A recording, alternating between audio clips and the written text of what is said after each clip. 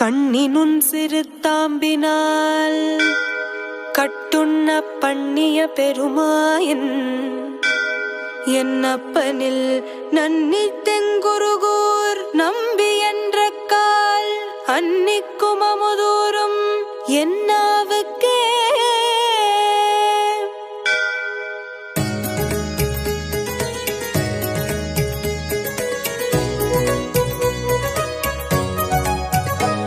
குலாபரணாவை காசி விசாக அருமறை தமிழ் தரும் குருகோர் மாறா திருமகள் பரிந்திடமாய் பதமடைந்தே இருவரு நடிகனாய் விளங்கிடும் தலைவா தலைவா.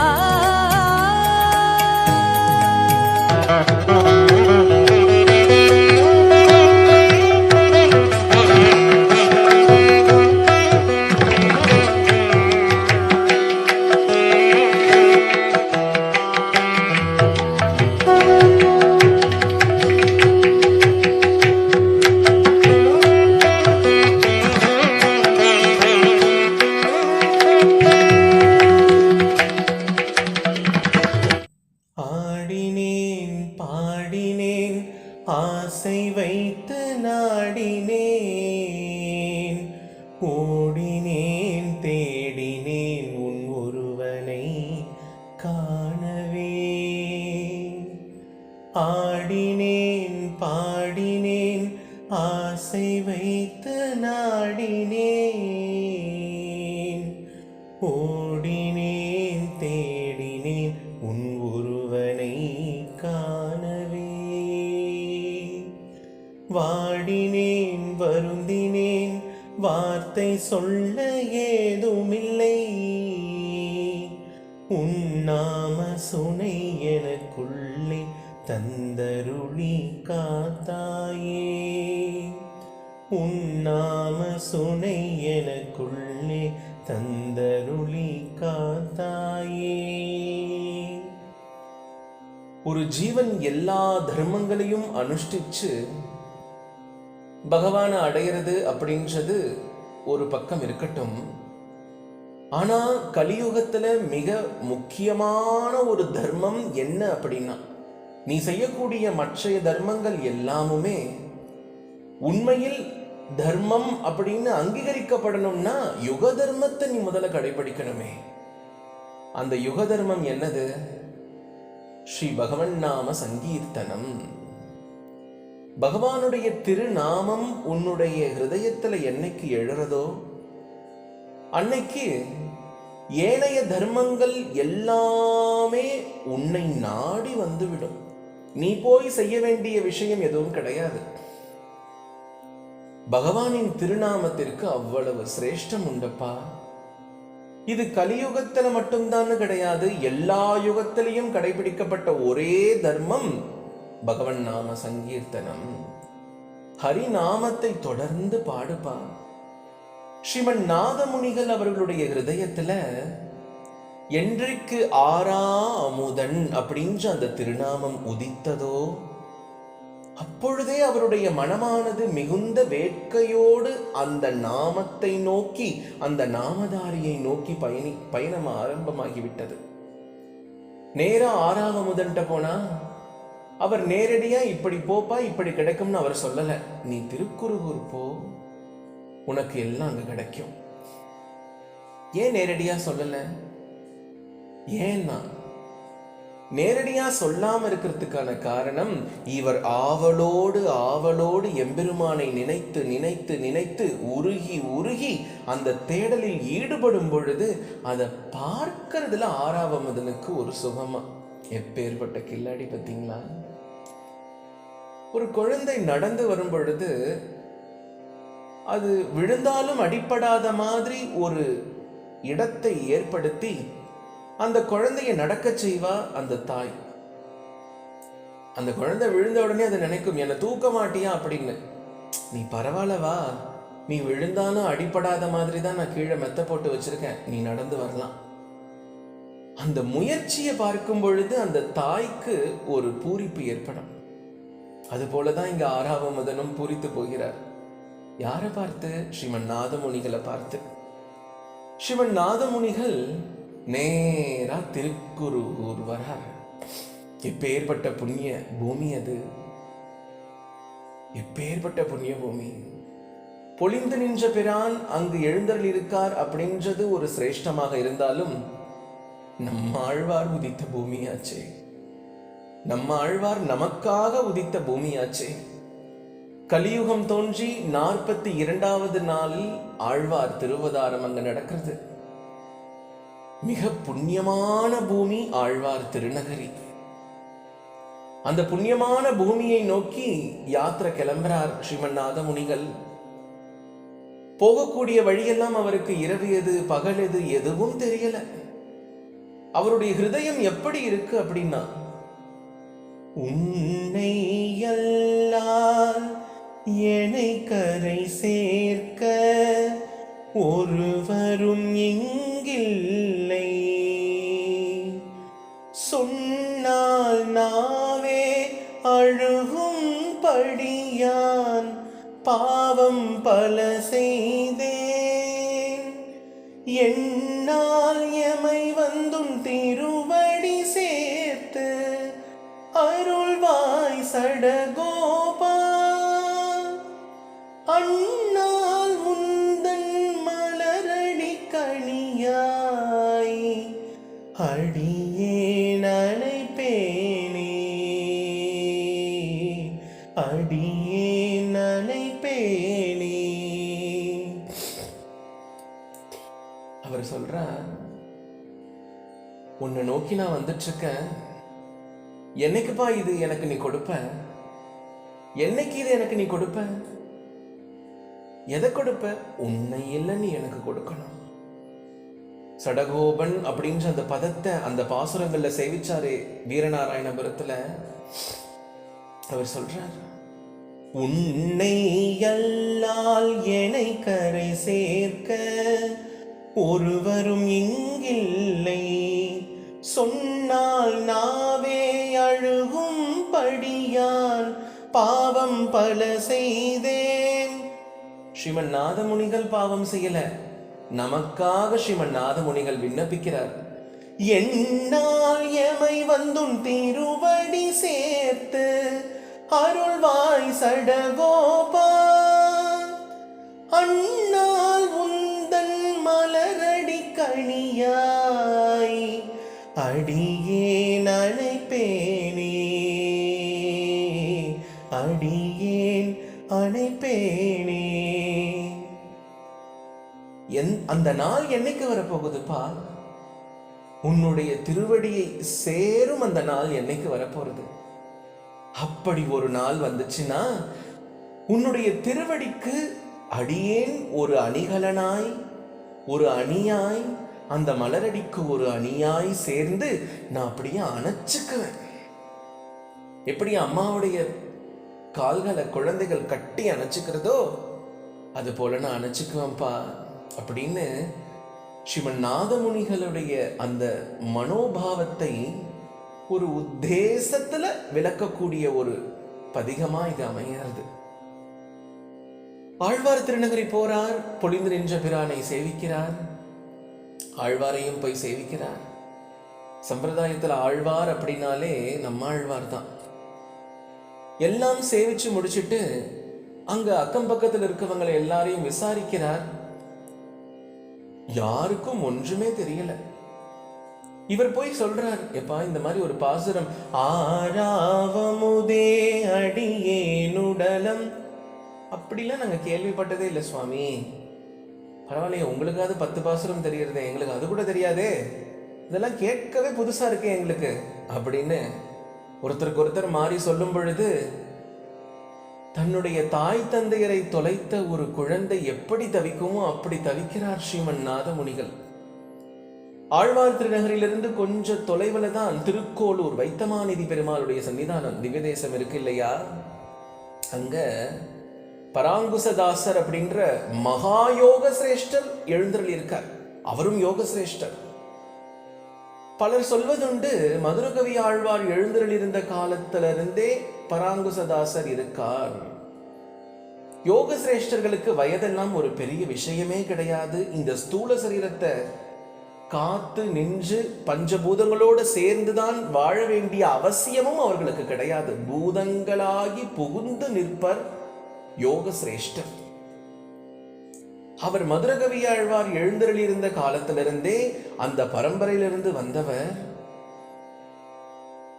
யாருடைய வருகைக்காக காத்திருக்கார் அப்படின்னா, ஒரு மகானை இன்னொரு மகான் தான் அறிவார். நமக்கு பைத்தியங்களை பார்த்தா பைத்தியம்னு தெரியும். ஆனா பைத்தியங்களுடைய பார்வைக்கு நாம எல்லோருமே பைத்தியங்களா தெரியும். அதே போலதான் ஒரு மகானின் பார்வைக்கு நாமெல்லாம் எப்படி தெரியுமோ அப்படின்னா, இது ஏதோ ஒரு வஸ்து, ஏதோ எல்லாம் பிறந்து வந்து இப்படி தெரிஞ்சிட்டு இருக்கு. அதுவே ஒரு பக்தரை பார்த்தா, இவர் எம் குழாம், இவர் எங்க குரூப் பா, சிவன் நாராயணனை கண்ணனை திருவடி பணிந்து ஏத்துகின்ற குழாம் இது அப்படின்னு அவர்கள் நினைப்பார்கள் அல்லவா. பராங்குசதாசர் ஸ்ரீமன் நாதமுனிகளை தூரத்திலிருந்தே கடாட்சிக்கிறார். ஸ்ரீமன் நாதமுனிகள் அங்கிருந்து வரும் பொழுது அவரும் பராங்குசதாசரை பார்த்து நமஸ்காரம் செய்து, சுவாமி, அடியேன் இது போல வீரநாராயணபுரத்திலிருந்து வந்திருக்கேன். திருநாராயணபுரத்திலிருந்து வந்த சில வைஷ்ணவ உத்தமர்கள் ஆறாவமுதே என்று தொடங்கக்கூடிய 10 பாசுரங்களை பாடுகிறார்கள். அப்படி அவர்கள் பாடும் பொழுது இந்த பாசுரங்கள் உங்களுக்கு எப்படி கிடைக்க பெற்றது என்று நான் வினவினேன். அவர்கள் சொன்னார்கள், எனக்கு மற்றதெல்லாம் தெரியாது, இந்த 10 பாசுரம் தான் தெரியும். ஏன்னா 1021 வரக்கூடிய பதத்தால தான் மீதி 990 பாசுரம் இருக்குமே, அது எங்க அப்படின்னு தேடி அடிய நீங்க வந்தேன். நீங்க தான் எனக்கு வழிகாட்டணும். நாதமுனிகளே, நீங்க சொல்லக்கூடிய பாசுரங்கள் எல்லாம் அடியனுக்கு தெரியாது. அடியேன் மதுரகவியாழ்வாருடைய திருவம்சத்தை சேர்ந்தவன். அவருடைய திருவடியே எப்பொழுதும் கதி என்று வாழ்ந்து கொண்டிருப்பவன். எனக்கு தெரிந்ததெல்லாம் கண்ணினும் சிறுத்தாம்பு என்று சொல்லக்கூடிய 11 பாசுரங்கள் தான். மதுரகவியாழ்வார் எல்லாமும் எம் நம்மாழ்வாரே என்று பாடிய பாசுரங்கள் அது. அதனால் அந்த 11 பாசுரங்கள் தான் தெரியுமே தவிர்த்து, ஒரு காலத்தில் திருவாய்மொழி என்ற அற்புதமான அமிர்த சாகரம் புழக்கத்தில் இருந்தது. ஆனால் நாளடைவில் அது இப்பொழுது புழக்கத்தில் இல்லை. நீங்கள் சொல்வதை பார்த்தால் இது திருவாய்மொழியின் பதிகம் போல் தெரிகிறது அப்படின்னு சொன்ன உடனே ஸ்ரீமன் நாதமுனிகளுக்கு இருப்பு கொள்ளல. அப்படின்னா சுவாமி, இதுக்கு என்ன வழி? நீங்க சொன்ன அந்த கண்ணினும் சிறுத்தாம்பு அடியனுக்கு கிடைக்குமா? அடியனுக்கு அதை நீங்கள் பயிற்றுவிப்பீர்களா? அதுக்கு என்ன, தாராளமா சொல்ற அந்த பாசுரங்களை. அவருடைய ஹிருதயத்துல என்ன தோன்றது அப்படின்னா, இதுக்காகத்தானே நான் காத்துட்டு இருக்கேன். என்றைக்குமே இந்த பூமியில் திருவதாரம் செய்யக்கூடிய மகா சிரேஷ்டர்கள் நமக்கு வேணா அவர்கள் ஏதேதோ விஷயங்கள்ல ஈடுபட்டு எப்படியோ ஒரு வாழ்க்கை நம்மை போன்றே வாழ்கிறார்கள் என்று தோன்றலாம்.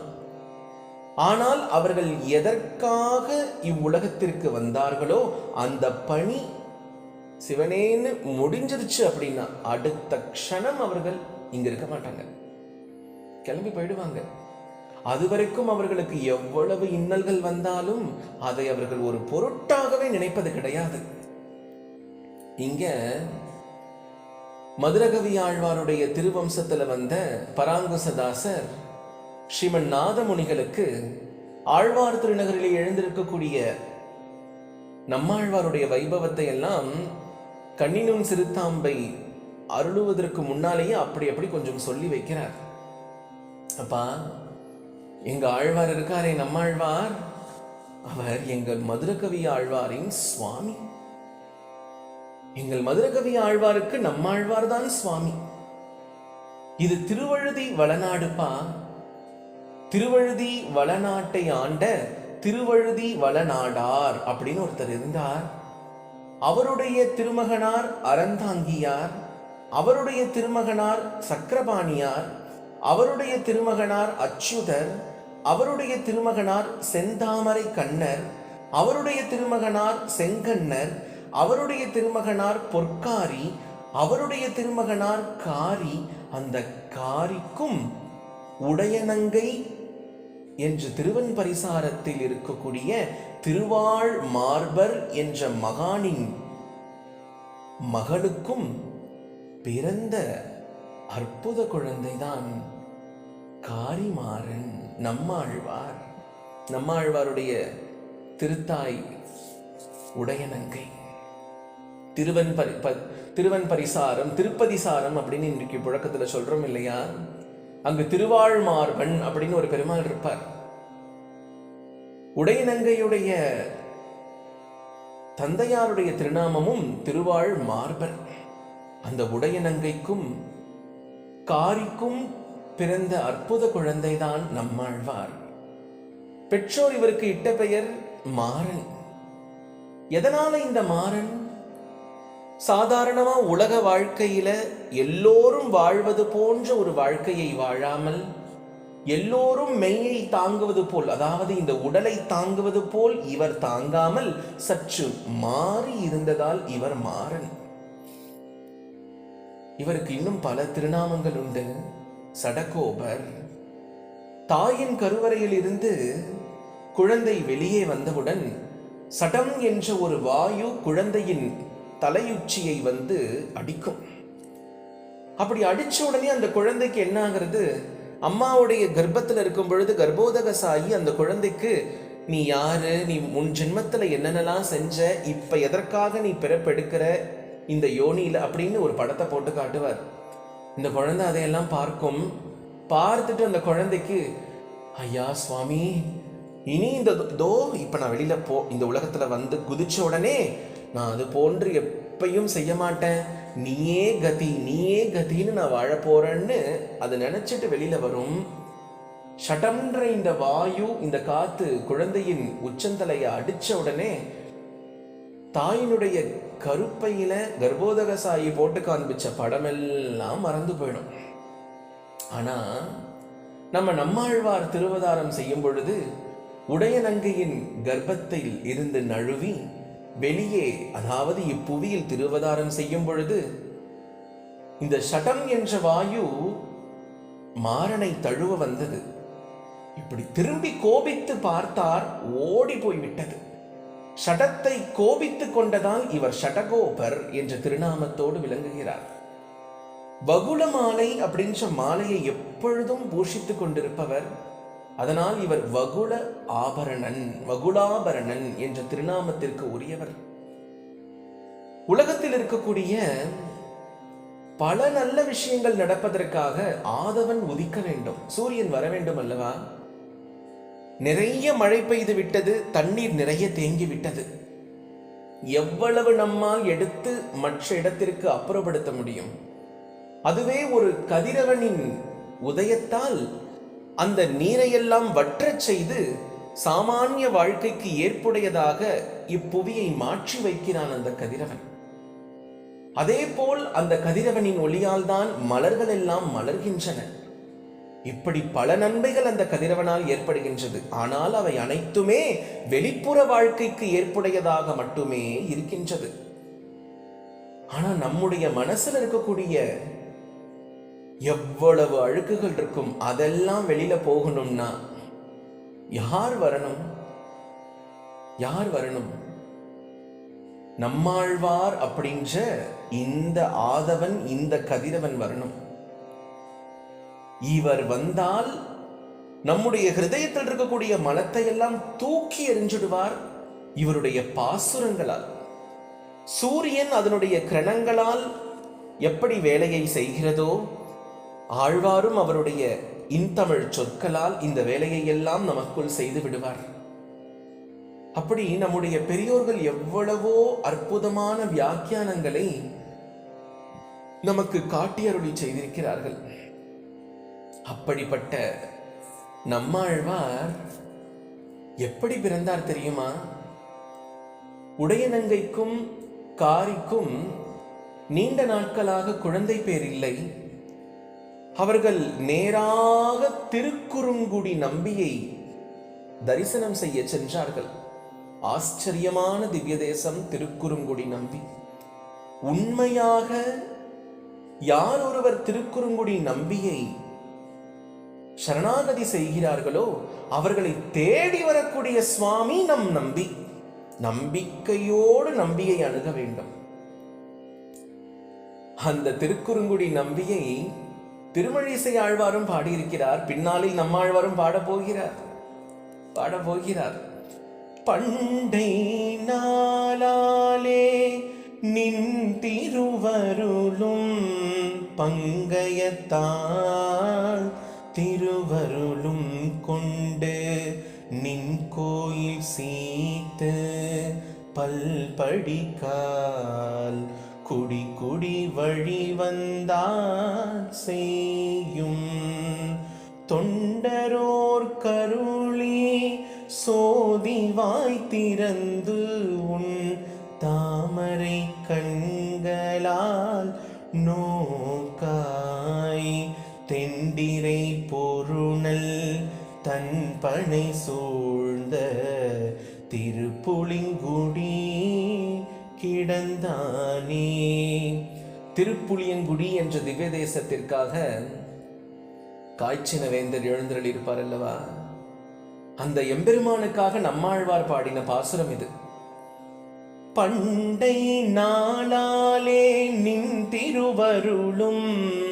திருக்குறுங்குடி நம்பியை சொல்லும் பொழுது எதற்காக இப்பொழுது திருப்புளிங்குடியை பற்றி அடியேன் விண்ணப்பிக்கின்றேன் என்றால், நம்மாழ்வார் சொல்கிறார் இந்த பதிகத்தில், அப்பா, ஏதோ எண்ணிலிருந்து உம்முடைய தொண்டு ஆரம்பிக்கப்பட்டதல்ல. பண்டை நாளாலே நின் திருவருளும் பங்கயத்தால் திருவருளும் கொண்டு உம்முடைய அருளாலேயே, உம்மை அடைந்தவளின் அருளாலேயே. யாரது? மகாலட்சுமியை சொல்கிறார், பெரிய பிராட்டியை. குடிக்குடி வழி, எங்கள் குடிக்குடியாய் தொன்று தொட்டு எங்களுடைய பரம்பரை அனைத்துமே நீயே கதி என்று உமக்கு தொண்டாற்றி கொண்டிருக்கின்றோம். அதனால் எங்களுக்காக அருளி சோதிவாய் திறந்துன் தாமரை கண்களால் நோக்காய். அழகான ஜோதி போன்ற உன்னுடைய வாயை திறந்து எமக்காக ஒரு வார்த்தை, தாமரை போன்ற கண்களை கொண்டு எம்மை நோக்கி ஒரு பார்வை, இது மட்டும் கொடு, எனக்கு வேற எதுவும் வேண்டாம். திருப்புளியங்குடி திவ்ய தேசம் போகும் பொழுது நாம் இந்த பிரார்த்தனையை வைக்க வேண்டும். ஆழ்வாரின் அடியொற்றி என்ன பிரார்த்தனை? உன் சோதிவாய் திறந்துன் தாமரை கண்களால் நோக்காய். அதனால இன்னைக்கு நான் ஏதோ உன்னுடைய தொண்டு செய்யல, வழி வழியா செய்ய போறேன்னு ஆழ்வார் பாட போறார், இன்னும் பாடல. வழி வழியா செய்ய போறேன்னு சொல்லும் பொழுது காரி தன்னுடைய தந்தையாருக்கும் இதில் இடம் கொடுக்கிறார். இப்படி தன்னுடைய எல்லா பரம்பரைக்கும் இடம் கொடுக்கிறார் அல்லவா. திருக்குறுங்குடிக்கு ஆழ்வாரின் தாய் தந்தையர் செல்கிறார்கள் பெருமாளை சேவிக்க சென்றவுடன் திருக்குறுங்குடி நம்பி ஆச்சரியமான திருக்கோலத்தில் இருப்பார் அல்லவா. ஆச்சரியமான திருக்கோலம் திருக்குறுங்குடி நம்பி, சுந்தர பரிபூர்ணன். அந்த அழகை சொற்களால் நம்மால் விவரிக்க முடியாது. இன்றளவும் திருக்குறுங்குடிக்கு செல்லும் பொழுது எம்பெருமானின் திருவுருவத்தை, திருமேனியை முழுவதுமாக நம்மால் அப்படி வெட்ட வெளிச்சமாக சேவித்து விட முடியாது. ஆனால் அதற்கு அர்த்தம் அப்படி கிடையாதாம். எண்ணற்ற ஜீவன்கள் தன்னை நாடி வரும் பொழுது அதில் எல்லா ஜீவன்களும் என்னையே வேண்டும் என்னையே வேண்டும் என்று எத்தனை பேர் கேட்கப் போகிறார்கள்? அதனால் என்னை முழுவதுமாக காட்டி அவர்களை மயங்கச் செய்து மீண்டும் அவர்களை இவ்வுலகில் ஈடுபடாமல் வைத்திருப்பது என்பது என்னை சுயநலனாக காட்டிவிடும். அதனால நான் அப்படி செய்ய மாட்டேன். ஆனா என்னையே வேணும் வேணும் என்று யார் வருகிறார்களோ அவருக்கு என் திருக்கோலத்தை காட்டுவேன்னு திருக்குறுங்குடி நம்பியின் திருமேனி அழகு அப்படி பொத்தி பொத்தி வைக்கப்பட்டு நமக்கு சேவை சாதிக்கப்படுகிறது. உலக வாழ்க்கை வேணும், எனக்கு வீடு வேணும், வாசல் வேணும், என் குழந்தைங்க நல்லா இருக்கணும், அது வேணும் இது வேணும்ன்றவங்களுக்கு சுவாமி என்ன பண்றாராம், தன்னை முழுசா காட்டிக்கிறது இல்லையா. நீ குனிஞ்சு பார்த்தாலும் சரி, நிமிர்ந்து பார்த்தாலும் சரி, படுத்து பார்த்தாலும் சரி, ஏதோ கொஞ்சம் அப்படி இப்படி தெரியும். அந்த செங்கனிவாய் கொஞ்சம் அப்படி லைட்டா தெரியும். ஆனா சுவாமி எனக்கு நீயே வேண்டும் அப்படின்னு வந்தா இதோ பார் அப்படின்னு காட்சி கொடுக்கிறார். பின்னாடி நம்மாழ்வார் பாட போறார், உருகி உருகி பாட போறார், உருகி உருகி பாட போறார். எப்படி பாட போறார்? தன்னையே கண்ணாடியால் ஒப்பனை பார்த்து கொண்டு பாட போகிறார். ஏன் தெரியுமா? காரியும் உடையனங்கையும் திருக்குறுங்குடி நம்பியிடம் வந்து, சுவாமி எங்களுக்கு ஒரு குழந்தை பேரு கிடைக்கணும். அப்படியா? எந்த மாதிரி குழந்தை வேணும் உங்களுக்கு? உம்மை போலவே வேண்டும். எம்மை போலவே வா. என்னை போன்று அப்படின்னு இரண்டாவதா ஒண்ணு கிடையாதுப்பா. அத்விதீயன். என்ன போல ஒண்ணுன்னு ரெண்டாவதா ஒண்ணு கிடையாது. வேணா நானே வந்து பிறந்தாதான் உண்டு. சம்மதமா? யாராவது இல்லைன்னு சொல்லுவாங்களா? எவ்வளவு எவ்வளவு பெரிய பிராகாரம் உள்ள எல்லாம் கடந்து சென்று அர்ச்சகர்கிட்ட விண்ணப்பிச்சு நம்ம திருமேனியை சேவிக்கிறதுக்கு எவ்வளவு கஷ்டப்படுறோம். அந்த பெருமாளே நேரடியா நானே வரட்டுமா அப்படின்னு கேட்டா, நீங்களா சுவாமி இந்த பார்த்துட்டு சொல்றேன்னு யாராவது சொல்லுவாங்களா என்ன? உடையனங்கைக்கும் காரிக்கும் இதை கேட்ட உடனேயே அப்படியே மனமானது சோலையாக மாறிவிட்டது. அந்த திருக்குறுங்குடி நம்பியே திருக்குறுகூர் நம்பியாய் திருவவதாரம் செய்கிறார். கரண்ட மாடு பொய்கையுள் கரும்பனை பெரும் பழம் புரண்டு வீழ வாலைபாய் குறுங்குடி நெடுந்தகாய் திரண்ட தோளிரணியன் சினங்கொளாக முன்றையும் இரண்டு கூறு செய்துகந்த சிங்கமென்ப. இந்த பாசுரம் அற்புதமான பாசுரம். திருமழிசை ஆழ்வார் திருக்குறுங்குடி நம்பிய பார்த்து சொல்றார், கரண்டமாடு பொய்கையுள் கரும்பனை பெரும் பழம். இன்றைக்கும் திருக்குறுங்குடியில் இருக்கக்கூடிய புஷ்கரணிக்கு கரண்டமாடு பொய்கை அப்படின்னு திருநாமம். அங்க ஒரு பனைமரமும் இருக்கு. திடீர்னு ஒரு கரும் பனைப்பழம் அந்த மரத்துல இருந்து அந்த பொய்கையில் அப்படி விழுந்துருச்சு. விழுந்த உடனே நீர்க்காக்கைகள் தான் விழுந்து விட்டதோ அப்படின்னு வாழை மீன்கள் அந்த புஷ்கரணியில இருந்துதான் அதெல்லாம் அப்படி துள்ளி குதிச்சு வேற வேற இடத்துக்கு தாவி சென்றதாம். இது எப்படி இருந்தது அப்படின்னா, இந்த இரணியன்னு ஒருத்தர் இருந்தான், அவனுடைய தோலை ரெண்டா பிளந்த சிங்கம் நீதான் சொல்றாங்களே எல்லாரும் அப்படின்னு ஆழ்வார் ஒரு சந்தேகத்தோட இங்க விண்ணப்பிக்கிறார். இதுக்கு என்ன அர்த்தம் அப்படின்னா, ஒரு போலீஸ் இன்ஸ்பெக்டருக்கு நல்ல மேரேஜ் ஆகுது அப்படின்னா அவர் மேடையில வந்து நிற்கும் போதும் கையில லத்தி வச்சுட்டா நிற்பார். ஒரு டாக்டருக்கு மேரேஜ் ஆகுது அப்படின்னா அவர் ஆப்ரேஷன் தியேட்டர்ல யூஸ் பண்ணக்கூடிய அந்தந்த உபகரணங்கள் அது இது கத்தி கபடா அதெல்லாம் வச்சுட்டு அவர் அங்க நிற்பார். ஒரு டீச்சருக்கு கல்யாணம் ஆகுது அப்படின்னா அந்த டீச்சர் கல்யாணத்தின் போதும் கையில பெரம்பு வச்சுட்டா நிற்பாங்க, சாக்பீஸ் வச்சுட்டா நிற்பாங்க.